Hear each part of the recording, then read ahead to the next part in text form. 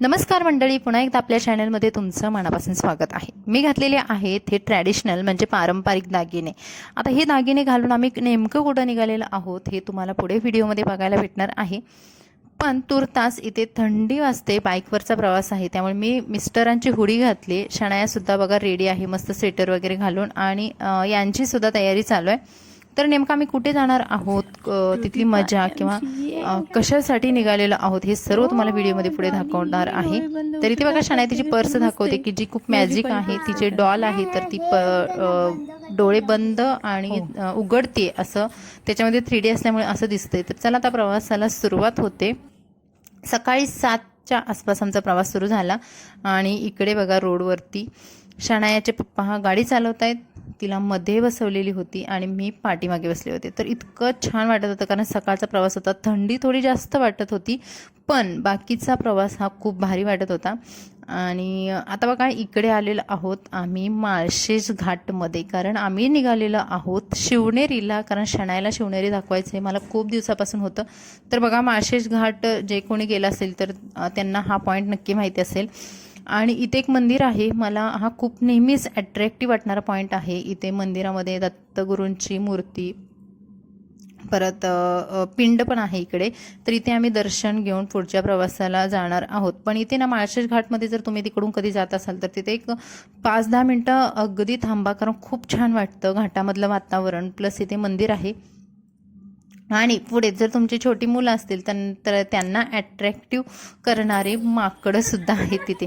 तर आम्ही असे चणे घेतले होते, तर तुम्ही हे माकडांची हालचाल बघाल, इतकी फास्ट त्यांची मुवमेंट होती की बघा पटकन ते खेचून असं मिस्टरांच्या हातामधला जो चण्याचा पाऊच होता तर तो पटकन घेऊन गेला आणि तिकडे खात बसला।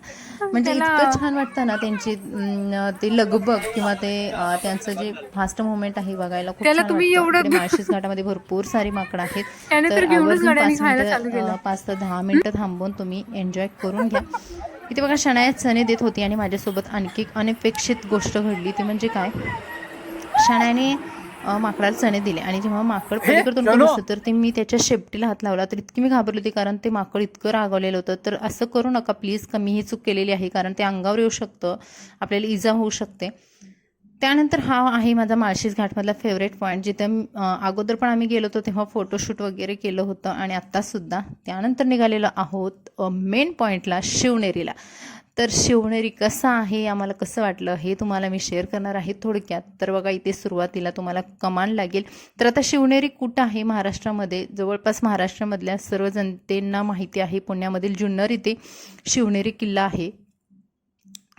अगदी म्हणजे इतर किल्ल्यांपेक्षा हा किल्ला थोडासा वेगळा मला वाटतो, कारण या किल्ल्यावरती जी संवर्धन आहे किल्ल्याचं ते मला बऱ्यापैकी छान वाटलं आणि खूप छान प्रकारे झाडे लावलेली आहेत। वेगवेगळ्या ठिकाणी तुम्हाला असे बोर्ड भेटतील। शिवाय किल्ल्यावरती जाण्यासाठी आपण प्लॅस्टिकच्या बॉटल्स वगैरे नेऊ शकत नाही। जर तुम्हाला हवीच असेल एखादी बॉटल तर त्याच्यासाठी तुम्हाला 50 रुपये 50 रुपये पे करावे लागतात, आणि ती बॉटल तुम्ही खाली आणून दाखवली जेव्हा तुम्ही किल्ल्यावरून खाली याल त्यावेळेस तुमचे 50 रुपये रिटर्न भेटतात। अशा पद्धतीने त्यांनी सिस्टीम ठेवल्यामुळे वरती कचरा वगैरे बघायला भेटत नाही।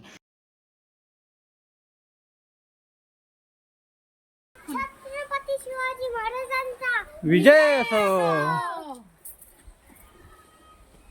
जातानाच असे भरपूर सारे दुकानं वगैरे लावलेली आहेत तिथे, त्यामुळे आपल्याला काही खरेदी करायचं असेल तर आपण करू शकतो, किंवा येताना सुद्धा तुम्ही खायचे वगैरे पदार्थ आहे तिथे, भेळ वगैरे असं काकडी वगैरे भेटते।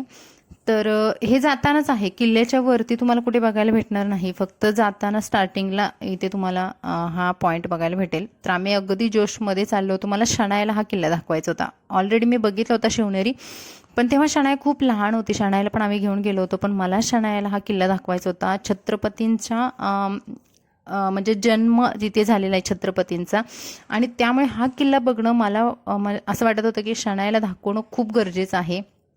कारण आपण छोट्या मुलांना जे जे काही गोष्टी दाखवतो तर त्यांच्या मनामध्ये खूप अगदी इतक्या ठळक कोरल्या जातात ना, त्यांच्यामध्ये ते गुण हळूहळू विकसित व्हायला लागतात। आपले छत्रपती कसे होते, त्यांचा इथे जन्म झाला आणि त्यांचा पदस्पर्शाने हा किल्ला पावन झालेला आहे। म्हणजे या किल्ल्यावरती त्यांचे पाय लागलेले आहेत, जिजामातांनी इथे छत्रपतींना जन्म दिलेला आहे। त्यामुळे ह्या छोट्या मुलांना ह्या सर्व गोष्टी माहीत होणं मला खूप आवश्यक वाटत होतं, त्यामुळे मी शनायाला हा खास किल्ला बघण्यासाठी घेऊन गेले होते आणि लहान मुलांना सुद्धा चढायला इझी आहे. इतकं लहान मुलांचे पाय वगैरे दुखत नाहीत हा किल्ला, कारण खूप सरळ आहे, व्यवस्थित आहे. जास्त म्हणजे अवघड वळणं वगैरे किंवा असं काही नाही, पायऱ्या आहेत. तर बघा किल्ल्याचा हा भाग आहे, काही ठिकाणी पडलेला आहे पण बऱ्याच ठिकाणी संवर्धन केलेलं आहे किल्ल्याचं. छान प्रकारे तुम्हाला इथे कचरा बघायला भेटत नाही, स्वच्छता आहे. आणि ही किल्ल्याची मेन इमारत आहे, म्हणजे जिथे छत्रपतींचा जन्म झाला होता. आता ही इमारत आतून कशी आहे थोड्या प्रमाणात मी तुम्हाला दाखवेन. तर बाजूचा असा परिसर आहे जिथे आता भरपूर डेव्हलपमेंट केलेले आहे. किल्ला वरून सुद्धा खूप मोठा आहे. आता आम्हाला सुद्धा एका दिवसामध्ये पूर्ण किल्ला फिरून परत माघारी येणं पॉसिबल नव्हतं, कारण आमची वन डे पिकनिक होती, म्हणजे वन डे आम्हाला जाऊन यायचं होतं. त्यामुळे सकाळी निघालं आणि संध्याकाळपर्यंत पोहोचायचं होतं. तर बाजूला सुद्धा बघा अशा ठिकाणी भरपूर, म्हणजे तुम्ही किल्ल्याची जर माहिती यूट्यूबवरती टाकली तर तुम्हाला भरपूर माहिती मिळेल किल्ल्याची. पण आम्ही तिथे जाऊन काय काय बघितलं, माझा मोटो काय होता हे मी व्हिडिओमध्ये तुम्हाला जास्त क्लिअरली सांगितले.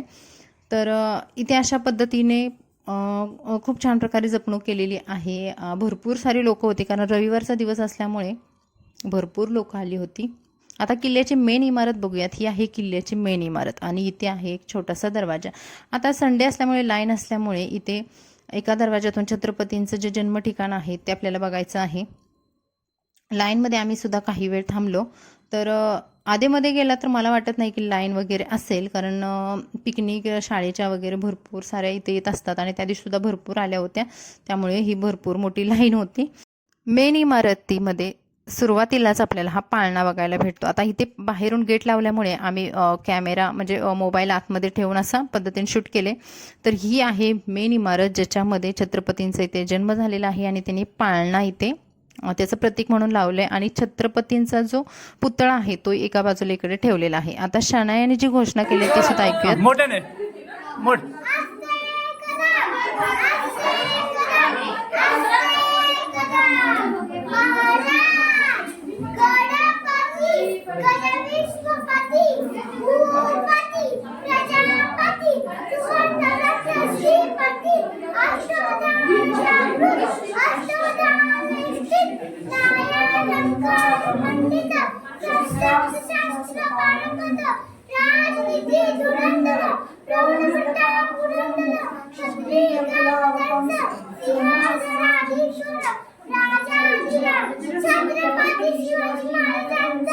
विजय असो!